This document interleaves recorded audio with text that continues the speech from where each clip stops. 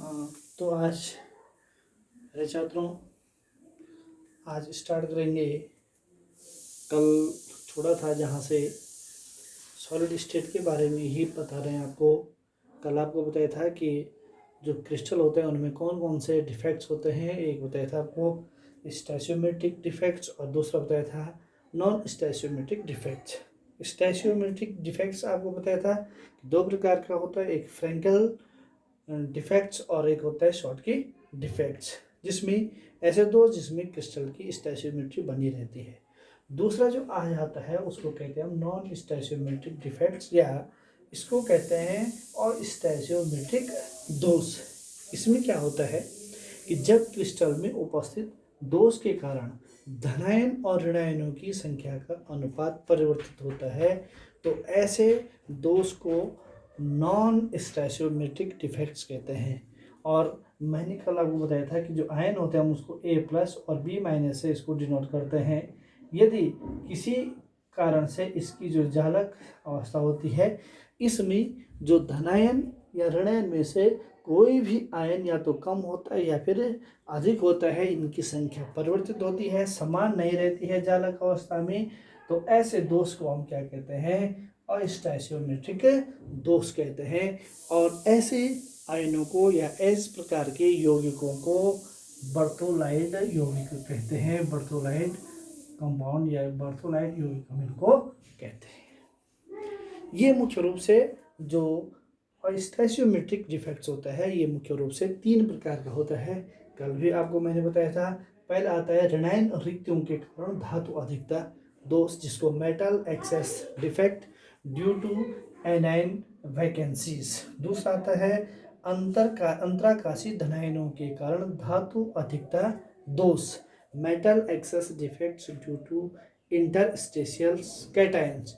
और तीसरा आता है धनायन रिक्तियों के कारण धातु न्यूनता दोष, जो metal deficiency defect due to cation vacancies. 3 प्रकार के ये दोष पाए जाते हैं। पहला जो आता है ऋणायन रिक्तियों के कारण धातु अधिकता दोष। इससे पता चल रहा है नाम से भी, ऋणायन रिक्तियों के कारण धातु अधिकता दोष। यहाँ पर आप देखेंगे एक जालक, एक क्रिस्टल की जालक अवस्था बना रखी है, जिसमें कि हमने A+ और B-, A+, B- इस प्रकार से ये बना रखा है। इसको हम क्या कहते हैं, इसकी जालक अवस्था। इसमें आप देखेंगे ऋणायन रिक्तियों के कारण यहाँ पर क्या होना था, एक होना था यहाँ पर B-, लेकिन यहाँ पर ऋणायन क्या हो रही है, ये हट रहा है। ऋणायन के कारण यहाँ पर इसकी जगह एक क्या है, इलेक्ट्रॉन इसको पूर्ण कर रहा है।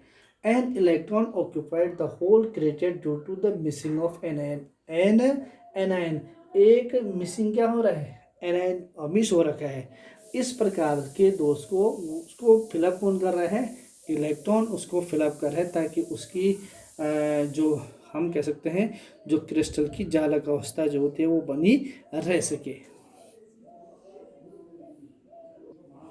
हाँ, ताकि इसकी जो विद्युत उदासीनता बनी रह सके।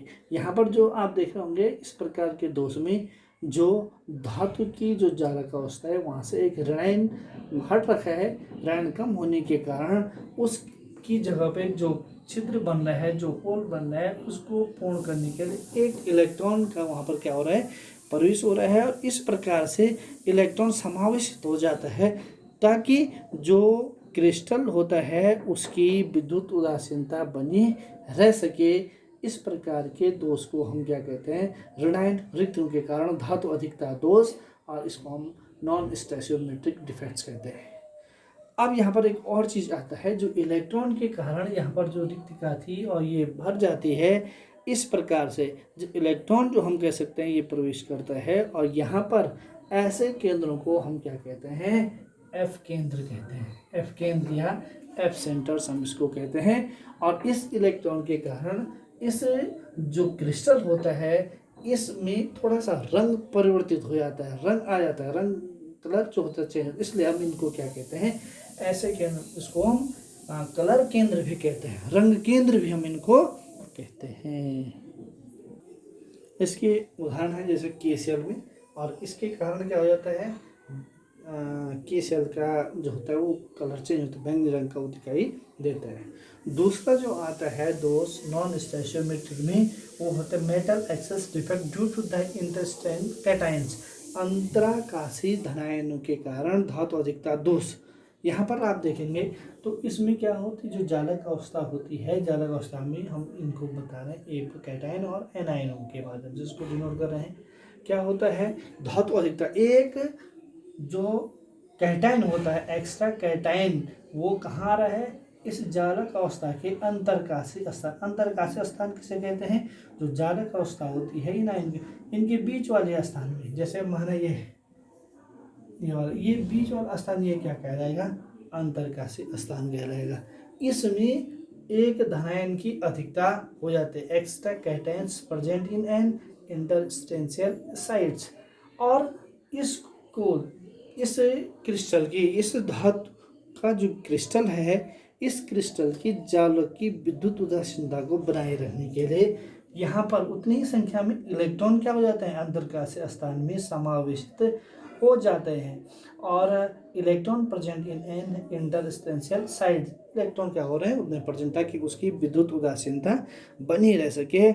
ऐसे दोष को अंतराकाशी धनायनों के कारण धातु अधिकता दोष कहलाता है। इसको सीधे सीधे याद रखने के लिए कि धातु अधिकता में धातु की अधिकता, धनायन की क्या हो रही है, अधिक हो रही है। ऋणायन से अपेक्षा एक धातु क्या हो रही है, धातु धनायन क्या है, अधिक है, और वो अंतरकाशी स्थान में है। ZnO इस प्रकार से यहाँ पर भी एक पीला रंग ये प्रदर्शित करता है, पीला रंग जो होता है ये प्रदर्शित दर्शाता है। तीसरा जो दोष होता है वो होता है metal deficiency defects due to cations vacancies, धनायन रिक्तियों के कारण धातु न्यूनता दोष। ये भी नॉन स्टेशियोमेट्रिक डिफेक्ट कहलाता है। और इसमें आप देखेंगे इस प्रकार का दोष होता है, जो क्रिस्टल की जो जालक अवस्था होती है उसमें से एक धनायन क्या हो जाता है, वो कम रहता है, वहाँ पर वैकेंट रहता है। जबकि विद्युत उदासीनता बनाए रखने के लिए निकटस्थ जो दूसरा जो आयन होता है वहाँ पर धनायन की संख्या में क्या हो जाती है, वृद्धि हो जाती है। या हम कह सकते हैं कि उच्च ऑक्सीकरण अवस्था में स्थित एक निकटवर्ती धातु आयन जो होता है ये आवेश को संतुलित करता है ताकि इस क्रिस्टल की विद्युत उदासीनता बनी रह सके।